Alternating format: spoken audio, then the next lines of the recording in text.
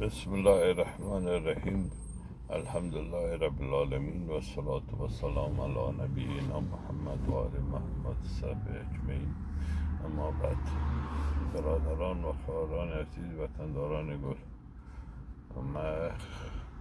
بسیار یک پیام کوتاه و جامع و یک پیام بسیار مهم است که در خدمت شما هموطنان به عرض می رسانم، چون ماه مبارک رمضان است و همه ما شما می دانیم که در تلاوت قرآن کریم پاک و در دعا و در توبه و استغفار همیشه مصروف هستیم و انشاءالله که روزا تا آخر ما شما و خوبی سپری کنیم. نکته که ما اشاره میکنیم اینجا معمول است که بین ما مسلمان ها و خصوصا ما افغان ها که ما شنیده که من قرآن کریم تا آخر تلاوت کردم، 30 باره را من خواندم کردم و این یک مسئله است که این را باید قسم تلاوت قسم شوه که انسان باید او را با تجوید شریف با حساب ترتیل که خداوند پاک فرموده با حسابش باید آموخته شود و خوانده شود و اگر امکاناتی از این نیست باید آدم هم را یک قاریایی که هستن که اینا قرائت میکنن. ما و شما همیشه امکانات داریم که از طریق یک جای قرآن کریم همون فقط ما و شما مطابقت با او یک جا با او، اگر ما در قسمت تلفظ و در بجا کردن الفاظ درست قرآن پاک و حروف الفبا مشکلات های حتما وجود داشته می باشه. اگر کسی به تجوید شریف آشنایی نداشته باشن، بهتر است که انسان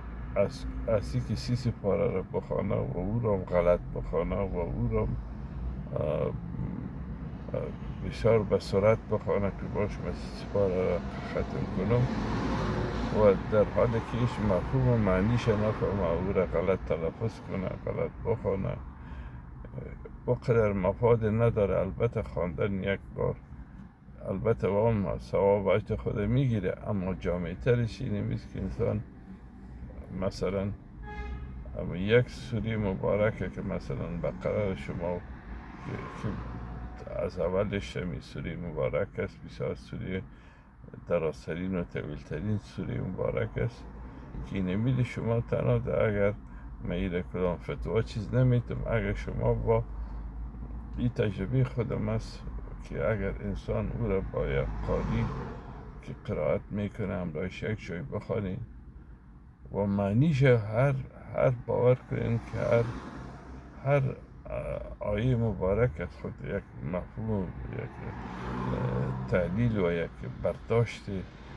داره که انسان در زندگی خود میتونه پیاده کنه. متاسفانه که این کار نمیشه و اکثریت تا جایی که آدم میشنوه میفهمه مثلا قرآن کریم بسیار به عجله خوانده میشه بدون از کسی که مفهومش بفهمه، بدون از که موضوعات ترتیل و تجویز مد نظر گرفته باشه. دیگه من فقط هدف من اینمی بود که میره یک تذکر دادم از اینکه شما 30 باره در آخر باز تکرار میکنم، از اینکه شما 30 باره قرآن کریم رو بخوانید بدون که معنایش بفهمید، بدون از اینکه به صورت با تجوید آشنایی داشته باشین، از اینکه غلط خوانده شود، اما بهتر است که صورت درست خوانده شود. اما شما یک سوره را بخوانید، بهتر است که با مفهوم و با معنی و با پیاده کردن در زندگی خودی بهترتر است از اینکه ما 30 پاره را بخوانیم. خب همه یک پیام کوتاهی ما بود. خداحافظ. السلام علیکم و رحمت الله و برکاته.